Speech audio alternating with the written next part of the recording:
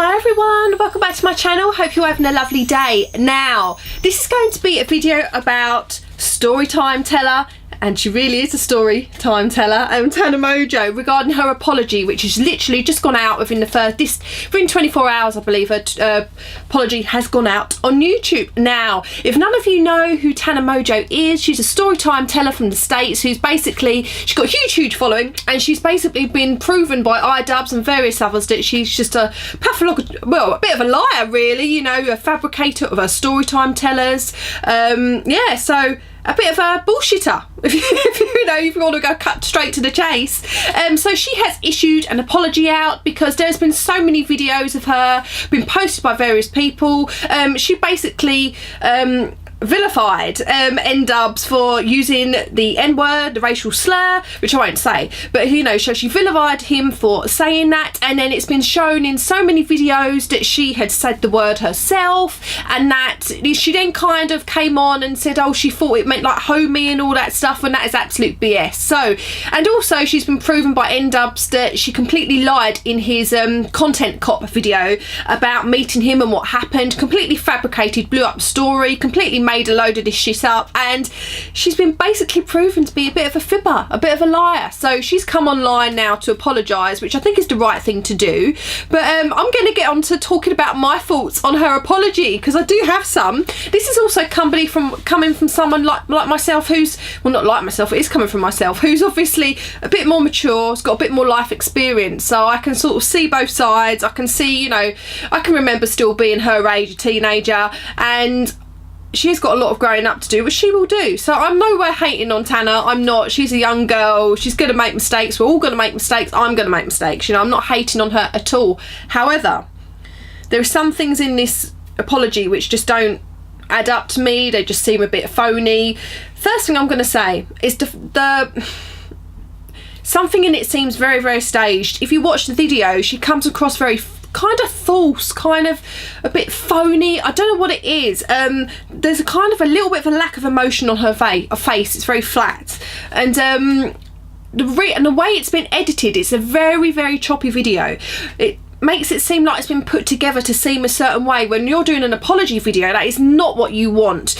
What I think she should have maybe done is maybe just come on camera, just talk like I am to you, maybe edit it a couple of bits here and there, you know, but like, on the whole, try not to edit the video, just kind of try and speak from the heart. That's what I think she probably should have done. She didn't do that, but that's what I think she should have done, because otherwise it is coming across a bit phony. I also think how the background and everything is she's been told or to make it the way it was, because at the moment she just looks like she's sitting in a bedroom of some kind, and there's like a duvet or something kind of wrapped up in the corner, blank wall. She's wearing like a blue t-shirt. I think she's been told to, I'm not saying she's been told, because I don't know that, but I think the reason that's been done is so she becomes a relatable, you know, people can relate to her, because if she's got some fancy background, she's all done up in all lovely clothes to the nines, all the rest of it. I think her makeup looks nice, her eye makeup looks gorge, but I think she's done it, she's looking like that, and the background and the scenery is the way it is to be relatable. That's what I personally think. Might not be true, but that's what I personally think. It's done like that to make you guys, and especially the younger audience, so she's relatable to you, you know. And yeah, the editing thing, I'm going to mention again briefly. Too much editing in that video, chopped up way too much. Should have just been talking to the camera as I am to you now, and like I do in most of my videos, I try to do very minimal editing because I like to just speak freely and let it flow free, and I just like to, you know, speak from the heart and just speak what I'm thinking. I think if you chop it up too much, if you piece too many bits together, it comes across as fake and phony. That's the first thing I didn't like about it. The one thing I would say which is really good, I think, in a video, she has kind of owned up to being a liar about the N-word, and that she made out before she didn't realise it was a racial slur.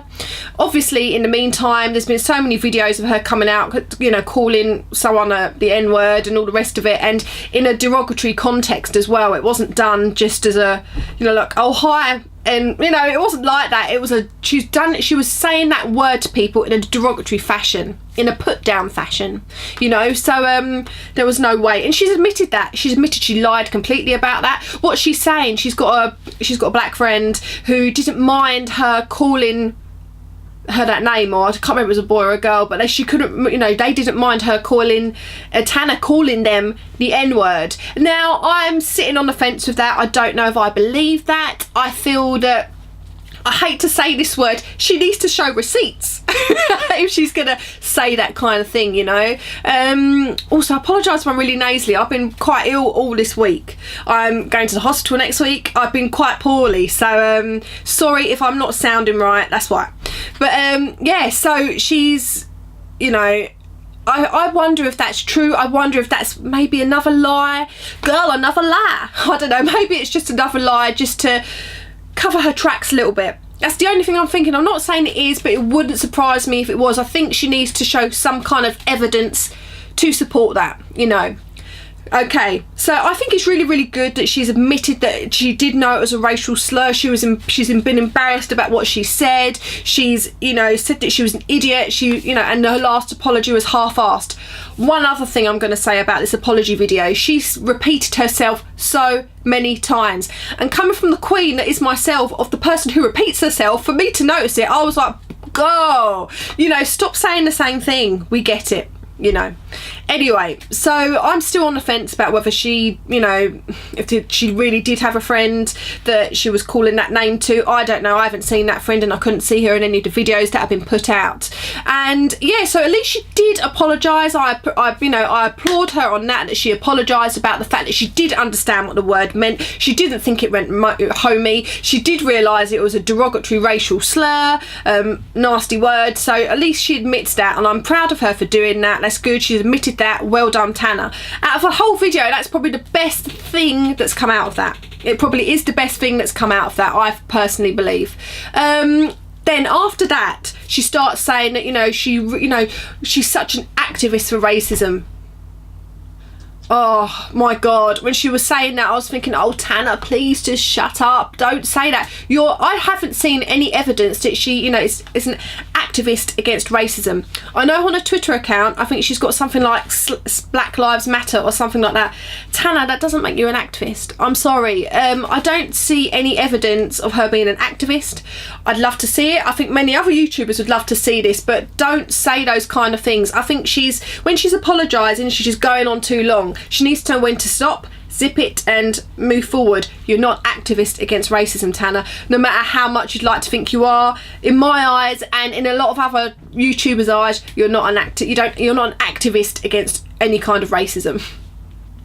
So going back to her sort of apologising and stuff about, you know, saying the N-word, I'm really, really glad that she did that. And obviously I don't think she's any kind of activist against racism. However, one thing that did make me think, oh no, don't say this, Tana, was when she said that I really do apologise, you know, to all of my subscribers or something along those lines for giving you such a bad apology because you're my family. Really, Tana? No, I don't believe that she thinks that you're her family. And do you know what? A lot of YouTubers, there's nothing saying on my little YouTube family or something like that, but I feel that when YouTubers are addressing their audience as a family, let's be real, that's kind of cringy to me, and that's kind of quite manipulative. I feel that they're trying to manipulate their audience sometimes when they're talking like that, because if you watch her video and then towards more the end of the video she calls them her fans. So which are they, Tana? Are they fans or are they your family? You know, you can't have family, can you? So I don't know, that to me is just a bit cringeworthy, a bit eek, a bit, oh, I didn't like it. I didn't like it at all. I don't like it when loads of YouTubers say that, you know, you're like my family. I don't think your audience, you're like your family. Some of them definitely can become friends. They definitely can. I'm proof of that. I've made friends through YouTube. Subscribers, other YouTube creators are dear friends of mine now. But are they family? No, they're not family.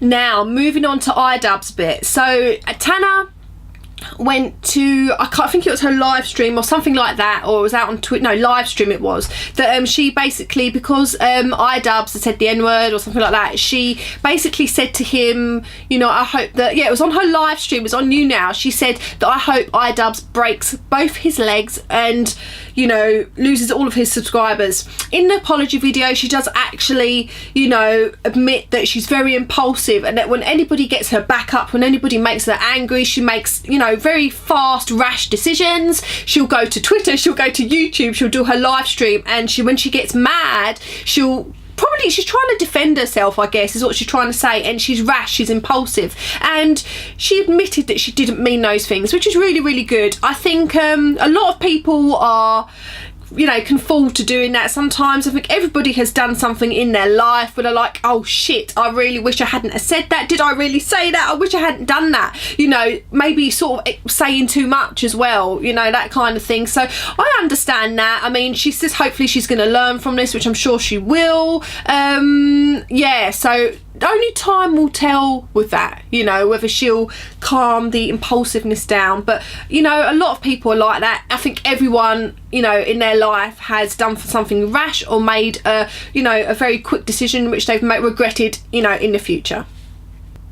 And what she basically said after that as well is that her, you know, her YouTube subscribers or whatever, feel free to kind of call her out, to kind of, you know, get in contact with her, blast her, so to speak, if she does any things that, again, are too rash, too impulsive, too bullshitty. I don't know. I think maybe she didn't really need to say that, because, God, if people are going to be calling her out on everything she does, and it's going to be hard for her not to be as impulsive. When you're used to behaving a certain way, it's hard to then change it.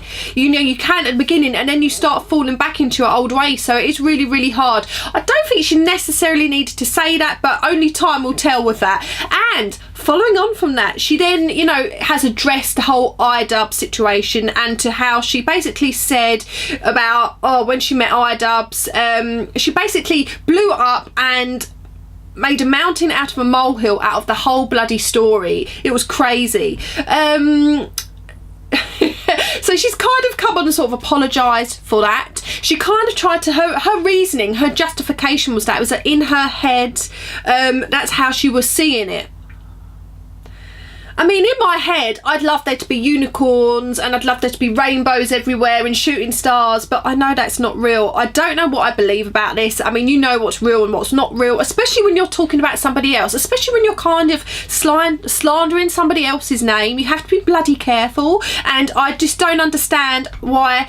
I understand blowing something else up in your head and you remembering it differently to how it was, but not to the extreme that she, you know, I mean, come on. It was ridiculous. She was sort of saying that, you know, that they needed security and that he had her in a headlock and all this stuff, and it was such bullshit, such rubbish, such crap. So maybe she has a real active imagination. I don't know, fuck no. But all I know is that, I mean, I understand sometimes things, you don't remember things exactly how they were, but that's also normally when it's like months and months ago, not when it's not that long ago, you know. And especially if she's going to be calling somebody else out, she's going to be bashing someone else over, you know, the internet. You've got to be a little bit more careful, Tana. Okay, and so then she went on again about being an activist, and that how, you know, how can she have people believe her, support her, when she doesn't own up to her past? How can she be an activist for... Oh my God, please stop with the activism. You're not... I don't think anybody watches Tana for thinking she's an activist for any bloody thing, you know. I think people watch her because she's entertaining. They like watching her, they think it's fun, and I think it's a bit of escapism from real life, you know. And young kids probably look at her and want to be like her. I do not believe for one moment that anybody is watching that video thinking that, you know, she's an activist of any kind, because she's not. How? Where? What? How? Where? Why? I've never seen her being an activist. If she has, please tell me. I don't believe she has. So overall, what do I think about the Tana Mongeau apology? I think she makes some valid points. You know, she's a young girl. I don't think anybody should be sending her any hate. She also mentioned in there that she's been receiving more hate than she ever has. And one other thing I'm going to say that I think she's fibbing about is that she said that, you know, she'd received more hate than she ever has, and that people were saying that she'd kill herself and stuff like that, and that she'd started wondering, would the world be a better place without Tana Mongeau? I don't believe for 1 minute she was thinking about any kind of suicide at all. I don't believe that at all. I think that's BS again. But I do believe she made some valid points. I'm glad that she sort of came out and said that, you know, she lied previously about, you know, not understanding what the N-word was, that she did understand what it was, and that the apology she gave out in the past was a big load of crap. I'm glad that she said that and that she's learnt from that, and I think that's a good thing. I think that's a good, and it also takes guts to kind of step up and say sorry. So that's one good thing. I think it's good that she's kind of, you know, admitted that the whole I-Dubbbz thing was a load of rubbish and that she blew it up in her head. She was emotional and she blew it up to be something much more than it actually was. I think that's good that she's admitted that.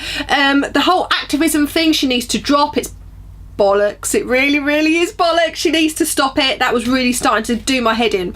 But overall, I'm glad she's done it. I think the video was way too long. I think it could have been shortened up. I think she was digging too deep. I think she was maybe digging a hole for herself a bit too much. She should have kept it a bit more short and sweet, and she definitely shouldn't have left it so long to make this video. She definitely shouldn't.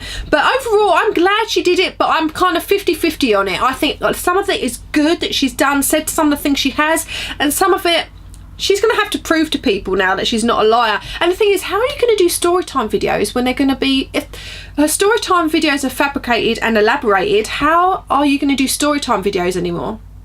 I don't know. I'm sure she'll find something else to do. She's an intelligent girl. She's not stupid. And I do like Tana. I don't watch her loads just because I'm not her target audience. I'm a bit too old, but I wanted to give a more mature perspective on it all. So that's what I wanted to do. But anyway, I hope you've all enjoyed my reaction response to the Tana Mongeau apology video. As I said, nobody should be sending her any hate. Nobody on YouTube deserves any hate. Okay? No hate, no hate, no hate. Just love, but no hate. But anyway, I hope you enjoyed the video. Please subscribe if you're new and hit that bell notification button next to the subscribe. I have all my social media links in the description box down below, so please feel free to follow me on any of those, and I hope you have a lovely day. Bye.